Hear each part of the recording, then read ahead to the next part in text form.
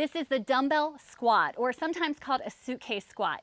This squat is awesome for your lower body. It's a great compound movement that's really going to engage a lot of muscle groups, but if you're doing it wrong, you could get hurt. Okay, let's dive in with the dumbbell squat. So I'm gonna grab some dumbbells to start, and let's go through the setup. The setup on this one is really important so that you're getting good form here. So feet are right about shoulder width apart. You can have your toes slightly turned out, but not overly so. You don't want to open your toes too much. That's a problem. Duck feet are a problem that I see with dumbbell squats. So toes slightly turned out, chest is lifted, core is engaged. One of the most common mistakes people make is that they round their back as they're going down into the squat movement.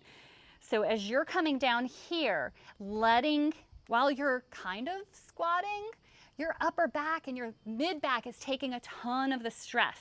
So if you're rounding down, looking down, it's one of the most common mistakes. Super easy way to correct that. Chest is lifted, deep breath in to raise your rib cage, and then you're sitting back, weight in your heels, and thinking about lifting, looking straight forward as you're going down in that squat. So you keep your chest lifted, keep your chin up. You're not looking way up at the sky or up at the corner. Just head more neutral and straight. So don't arch or round down. The other thing I see people do is letting their knees cave in. So we want to do everything possible to keep good alignment here.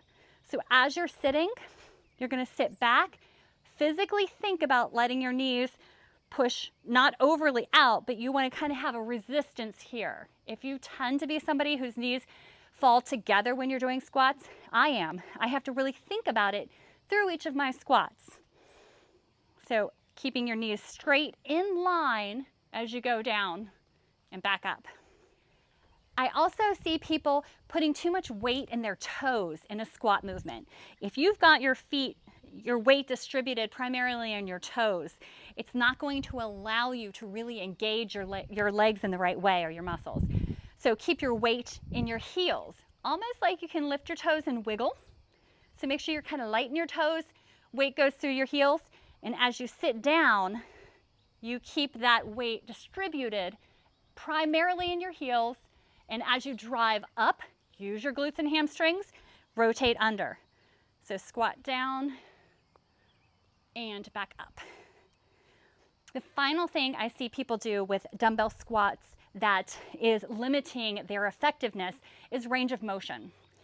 You actually want to go through a full, deep range of motion with a dumbbell squat. I'll see people here do dumbbell squats like this, and you're not getting a whole lot out of that.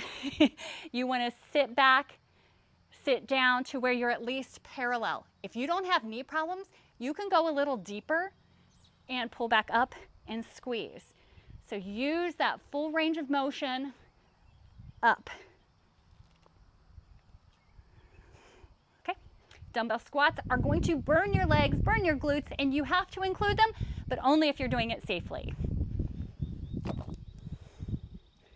If you're finding my videos helpful, I would love it if you could hit subscribe, hit like, really helps my channel grow. Okay, what's next? Make sure you check out this video on body recomposition.